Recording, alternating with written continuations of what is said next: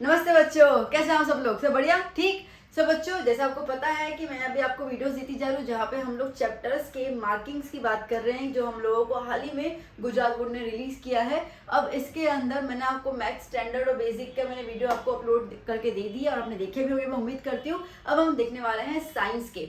ठीक है, अब जिन बच्चों ने वो वीडियो देखा होगा उनको लगा होगा कि मैम ने अच्छा खासा इन्फॉर्मेशन दिया, वही सेम इन्फॉर्मेशन की बात हम करेंगे इस वीडियो में। तो ये वीडियो बहुत ज़्यादा इन्फॉर्मेटिव होने वाला है, तो फटाफट से ये वीडियो को आप अपने फ्रेंड्स के साथ शेयर कर लीजिए। चैनल पे नए हैं तो ज़रूर सब्सक्राइब कर लीजिए, क्योंकि मैंने पहले भी बताया, मैं दोबारा बता रही हूँ कि आपके बोर्ड एग्जाम तक आपको बहुत ज़्यादा हेल्प मिलेगी इस चैनल से, क्योंकि गुजरात बोर्ड के चैनल इतने हैं भी नहीं, और अगर वो है तो गुजराती मीडियम ज़्यादा है, इंग्लिश मीडियम में आपको बहुत इक्के दुक्के मिलेंगे चैनल्स।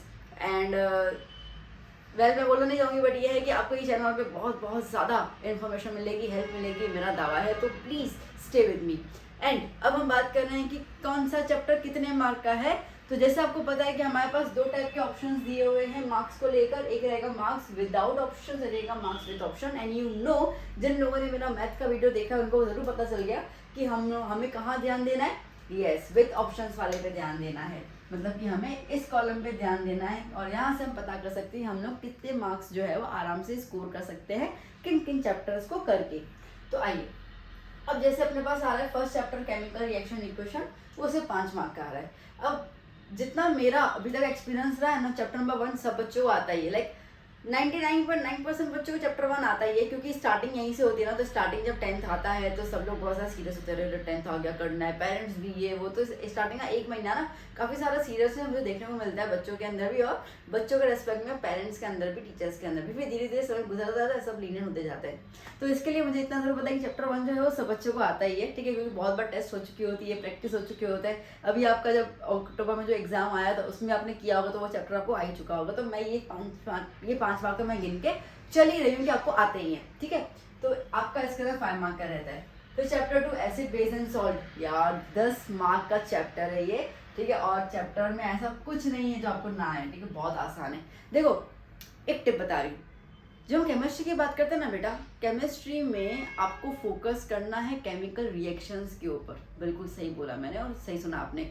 ठीक है, केमिकल रिएक्शंस जितना अच्छे से आप प्रेजेंट करोगे ना एग्जाम में, ठीक है, एग्जाम में इतना समय नहीं कि तुम्हारा पूरा आंसर रीड करेंगे। ठीक है, फैक्ट चीज़ बता रही हूँ मैं आपको। तो क्या होता है ना कि हम लोग केमिकल रिएक्शंस देखते हैं कि हाँ यार केमिकल रिएक्शन अच्छे से लिखा है, इससे मतलब बच्चा जो है वो होशियार है। ठीक है, अच्छा, अब आपको केमिकल रिएक्शन आपने जब लिखा ना, तो उसी केमिकल रिएक्शन जो इक्वेशन बनती है उसको एक वर्ड में आपको स्टेटमेंट के थ्रू लिख देना है। दैट्स इट, तो आपके स्टेटमेंट्स भी कवर अप हो जाएंगे। ठीक है, बिकॉज आपने चैप्टर नंबर 1 में देखा हुआ है कि केमिकल इक्वेशन जो आप लिखते हो, it comprises everything, temperature, pressure, state है, सॉलिड, गैस, लिक्विड, ठीक है, सॉल्युबल है, प्रेसिपिटेट है, वो सब कुछ आ जाता है। तो आप वो वैसे भी हर एक चीज़ उस इक्वेशन के अंदर बता ही देते हो, उसी को ही आपको स्टेटमेंट के फॉर्म में लिखना भी है। ठीक है, तो आपको रटाफिकेशन करने की जरूरत ही नहीं है। केमिस्ट्री में नो रटाफिकेशन, नॉट एट ऑल। अगर आपको बैलेंसिंग करने आता है और आपको रिएक्शन लिखने आता है तो केमिस्ट्री आपके हाथ में है। जितना सुंदर तरीके से रिएक्शंस को रिप्रेजेंट करोगे उतने तुम्हारे मार्क्स फुल के फुल पक्के, गारंटी है।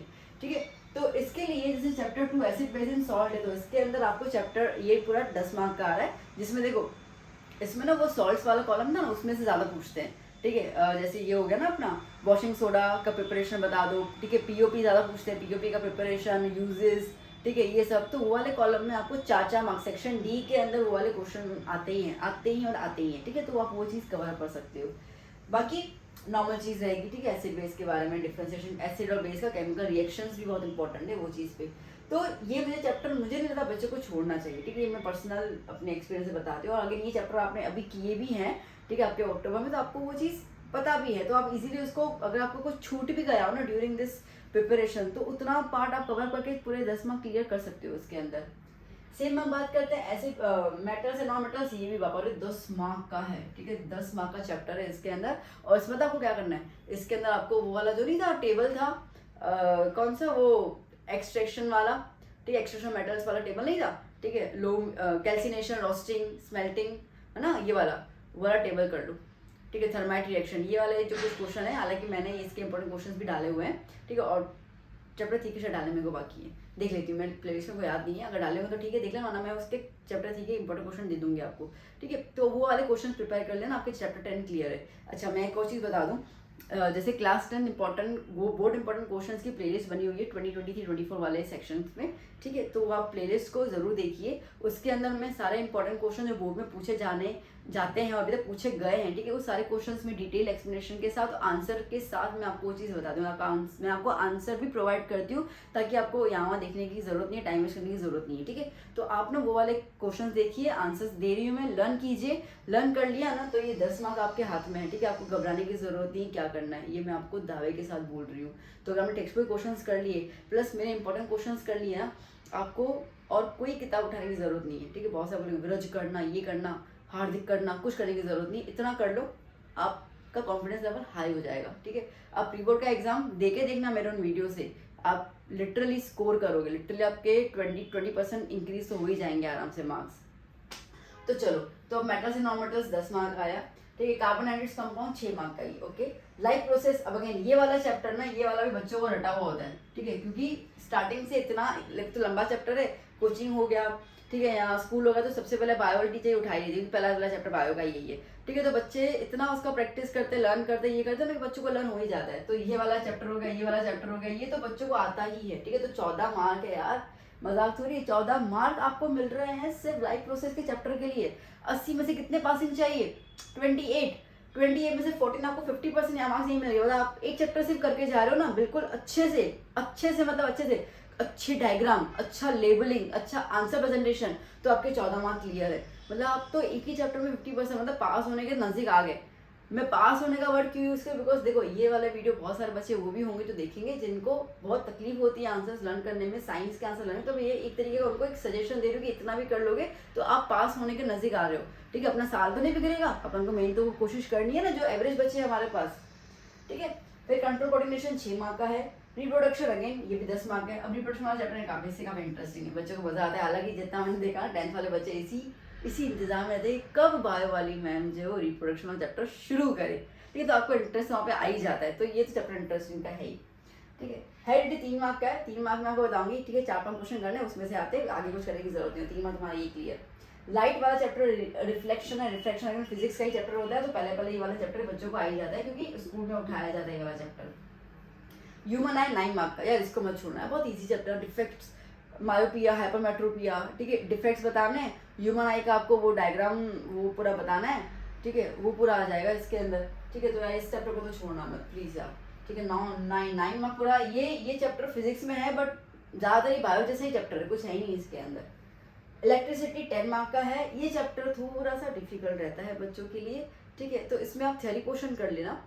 If you are not good in numericals, ठीक है, मैं आपको सामने से कह रही हूँ, if you are not good in numericals, आपको न्यूमेरिकल्स करने नहीं आ रहे हैं, कोई दिक्कत नहीं है, ठीक, कोई दिक्कत नहीं है। अब ये वाला या फिर ये वाला 8 मार्क के हिसाब से आप समझ के चलो इसको, ठीक है। जैसे व्हाट इज इलेक्ट्रिक करंट, उसका SI यूनिट, ओके, ये आ जाएगा पोटेंशियल डिफरेंस, ठीक है, पावर। तो थियोरेटिकल क्वेश्चंस कर लेना इसके अंदर, थियोरेटिकल कर लोगे ना उसमें आपके 5-6 मार्क तो कवर हो ही जाएंगे, ठीक है। तो कोई इशू नहीं है इसके अंदर, टेंशन मत लो।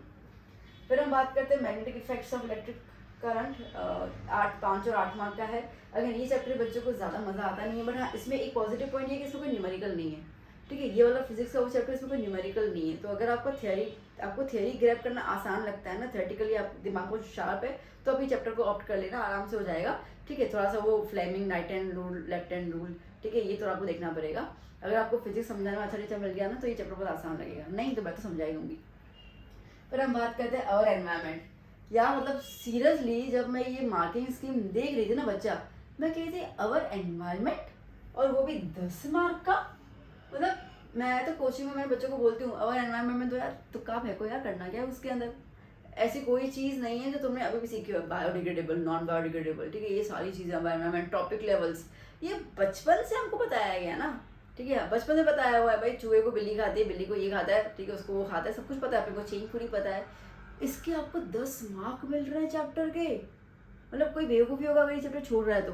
आधी ज़्यादा आपको तुक्का मारना है, ठीक है, और कुछ करना है नहीं, आधी ज़्यादा चीज़ें आपको बचपन से पता होती है, 2-3 चीज़ें नहीं है वो सीख लेनी है। तो ये वाला चैप्टर तो भाई मत छोड़ना, बिल्कुल मत छोड़ना ये चैप्टर, ठीक है। अब देखो अपन मार्क्स का थोड़ा कैलकुलेशन कर लें। जैसे मैंने कहा कि अवर एनवायरनमेंट आप बिल्कुल लीव नहीं करोगे तो आपको 10 मार्क वहाँ से मिल रहे हैं।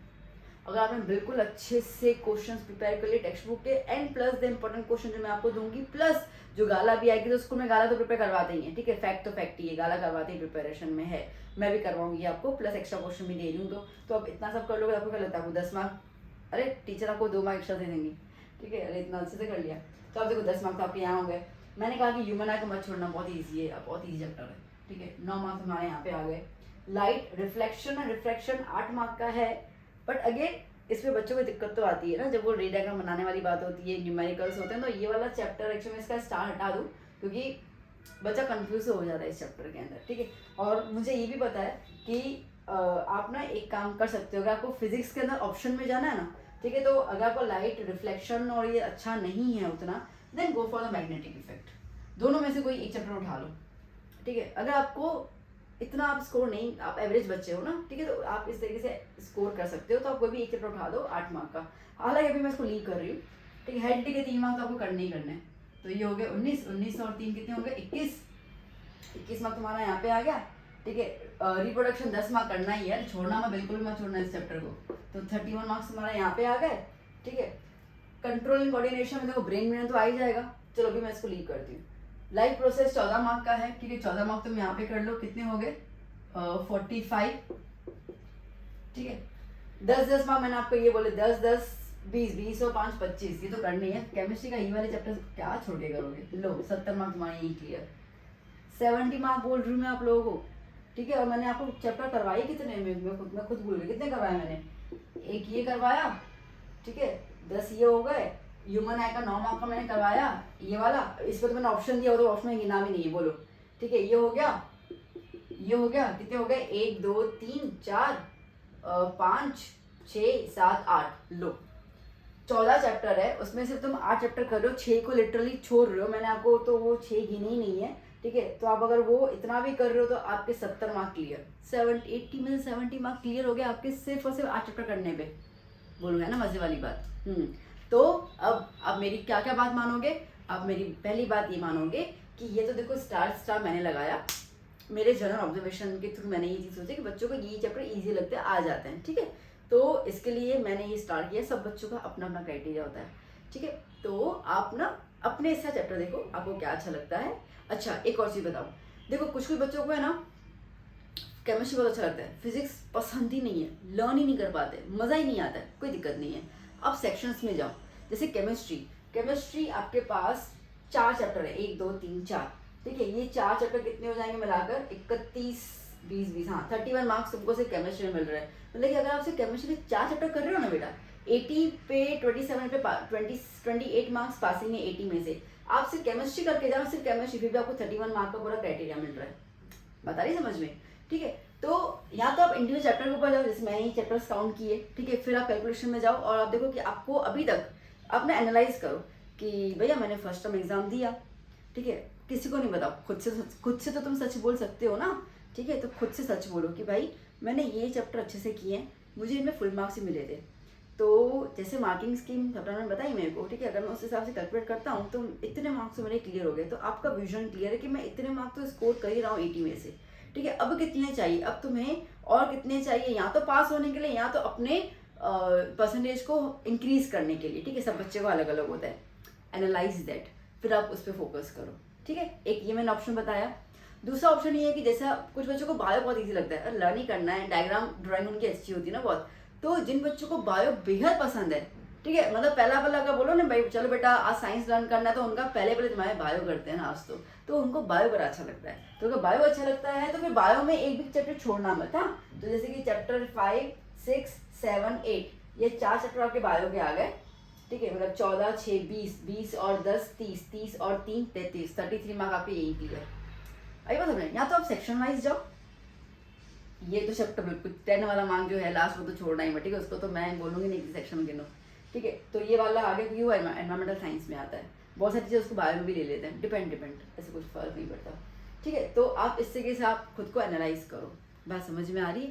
देखो बच्चा आज अभी हो रही है अक्टूबर, ठीक है, अपने पास बहुत कम टाइम है, मार्च में आपके एग्जाम आ रहे हैं, ठीक है, जनवरी में आपके प्री बोर्ड होने वाले, प्री बोर्ड से पहले अपने को चैप्टर्स पूरे खत्म करने होते हैं, और अब चल रहा है अक्टूबर, चल क्या रहा है, खत्म हो गया, 24 तारीख तो है ही अक्टूबर की, 24 25, ठीक है, तो वो तो है, मतलब अक्टूबर खत्म, नवंबर दिसंबर, ठीक है, नवंबर दिसंबर और जनवरी 15 के आसपास, 15 के बाद आपका एग्ज़ाम शुरू हो जाता है, ठीक है, 15 से यहाँ से कुछ आता है।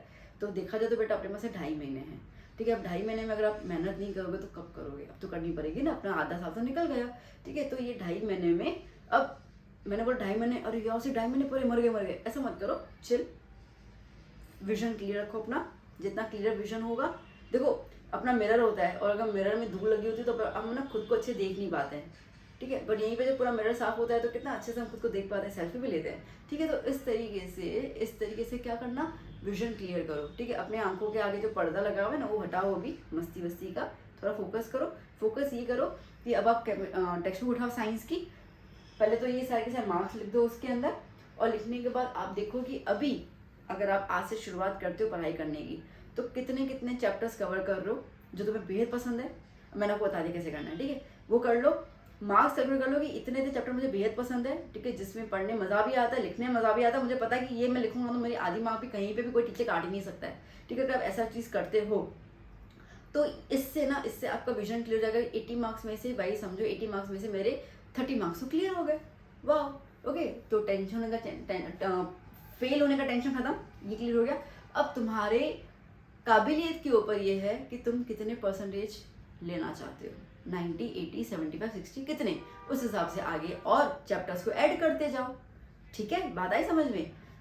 सारे के सारे फ्रूट्स लेने की जरूरत नहीं है, ठीक है, जो पसंद है ना वो फ्रूट लो, बट वो इत्मीनान से खाओ, ठीक है, और उसमें जितने भी न्यूट्रिशन अपनी बॉडी में डालो। तो सारे चैप्टर करने की जरूरत नहीं है, बट जो चैप्टर कर रहे हो इत्मीनान से करो, अच्छे से करो, ताकि सारे के सारे मार्क्स आपको मिल जाए। टीचर तुम्हारा आधा मार्क भी काटना नहीं चाहिए। फिजिक्स में अगर आप जा रहे हो तो गो बोलते हैं न्यूमेरिकल्स को अच्छे से प्रैक्टिस करो, हो जाएगा, आराम से हो जाएगा, ठीक है। तो ये था। अच्छा, बाकी तो अपने पास सेक्शन रहते हैं, section A B C D, ठीक है। अब मैंने आपको मैथ्स वाले भी बता दिया था ये वाला, तो जिन्होंने देखा होगा पता होगा। 24 मार्क रहेगा हमारा, 1 मार्क का एक क्वेश्चन रहेगा, 24 से 24 आते, इसमें कोई ऑप्शन नहीं मिलता है, ठीक है। सेक्शन B 2 मार्क का रहेगा, एक क्वेश्चन 18 मार्क का है, अटेम्प्ट एनी 9 आउट ऑफ 13, ठीक है। 13 क्वेश्चन दिए जाएंगे आपको, कोई भी 9 क्वेश्चन अटेम्प्ट करने हैं, 2 मार्क के, 4 से 5 पॉइंट लिख देना है, ईजी। सेक्शन C आपका 18 मार्क का है, 3 मार्क का क्वेश्चन रहेगा, 6 अटेम्प्ट करने हैं 9 में से। और सेक्शन D जो है वो 20 मार्क का रहेगा, 4 मार्क का एक क्वेश्चन रहेगा, 5 अटेम्प्ट करने हैं कोई भी 8 में से। इतना क्लियर होगा बच्चों, ठीक है, ये पूरा पोर्शन क्लियर है आपको। चलो अब एक और बात बता दूं, मैं एक और वीडियो लाऊंगी जिसमें ब्लूप्रिंट बताऊंगी, ठीक है। ब्लूप्रिंट ना इतना देता नहीं है, जो गुजरात बोर्ड है ब्लूप्रिंट इतना अच्छे से देता नहीं है। तो जो इन्होंने सैम्पल पेपर दिया ना, एक तो वो सॉल्व कराऊंगी मैं सैम्पल पेपर, मेरे साथ जुड़े रहिएगा। सैम्पल पेपर जब आप सॉल्व करोगे मेरे साथ तो आपको क्लियर हो जाएगा कि बोर्ड का लेवल मतलब बोर्ड किस लेवल के क्वेश्चन पूछ रहा है ना, आपको आइडिया आ जाएगा, तो आप वो लेवल के क्वेश्चन को प्रिपेयर कर सकते हो, ठीक है। तो आपको एक तो वो चीज़ का हेल्प हो जाएगा, प्लस जब हम सैम्पल पर सॉल्व करेंगे ना तो अपने को ये भी आइडिया जाएगा कि सेक्शन B में किस किस चैप्टर को रखा है उन्होंने। सेक्शन C जो 3 मार्क का है उसमें क्या क्या चैप्टर इंक्लूडेड है, तो अपन को ये भी क्लियर हो जाएगा कि अब अगर मैं लाइफ प्रोसेस कर रही हूँ और वो 14 मार्क का है तो ये 14 मार्क किस किस सेक्शन में आएंगे, ठीक है। सेक्शन B में कितनी मार्क का आएगा, C में आएगा, D में आएगा, A में कितनी मार्क का आएगा, तो मुझे ये चीज़ भी क्लियर हो जाएगी 14 मार्क मैं किस किस सेक्शन में से स्कोर कर पा रही हूँ। बात समझ में आई, ठीक है। जितना ज़्यादा क्लियर विजन, कॉन्सेप्ट क्लियर, उतना मार्क्स तुम्हारे हाथ में। कोई भी एग्जाम डिफिकल्ट नहीं होता है, बस उसको अटेम्प्ट करने का तरीका सही होना चाहिए, that's it, okay. So I hope कि आपको ये वीडियो इन्फॉर्मेटिव लगा होगा। मैंने अच्छे से हर एक चीज़ एक्सप्लेन किया, मैंने आपको टिप्स भी बताया किस तरीके से आप अपने आप को आगे लेके जा सकते हो ड्यूरिंग द प्रिपरेशन। बाकी प्रिपरेशन करने में मैं आपकी ज़रूर हेल्प करूँगी, इंपॉर्टेंट क्वेश्चन लेके आऊँगी, ऑब्जेक्टिव्स लेके आऊँगी, तो जुड़े रहिए। चैनल को सब्सक्राइब कीजिए, अपने फ्रेंड्स को चैनल रिकमेंड कीजिए, जैसे मैं आपको सपोर्ट कर रही हूँ, मुझे भी आपकी सपोर्ट की बहुत ज़रूरत है, ओके। डू सपोर्ट मी, और आप कितने भी वीडियो उठा लीजिए गुजरात बोर्ड के ऊपर, आपको ऐसा वीडियो कहीं नहीं मिलेगा, इतना तो मैं आपको दावे के साथ बोल सकती हूँ। तो चलो बच्चों, प्रिपरेशन करना शुरू कर लीजिए। इसके अलावा आपको कोई हेल्प चाहिए मुझसे तो डू कमेंट मी, आप मुझे कमेंट कीजिए कि मैम ये वाला चैप्टर या ये वाले इंपॉर्टेंट क्वेश्चन व्हाटएवर जो भी आपको चाहिए, ठीक है, आप मुझे बताइए, मैं आपको वीडियो बना के आपको ज़रूर हेल्प करूँगी। और अब मिलेंगे नेक्स्ट वीडियो में एक नई इन्फॉर्मेशन के साथ। Till then keep study, keep hard working, plus smart working, and take care of yourself. Bye bye.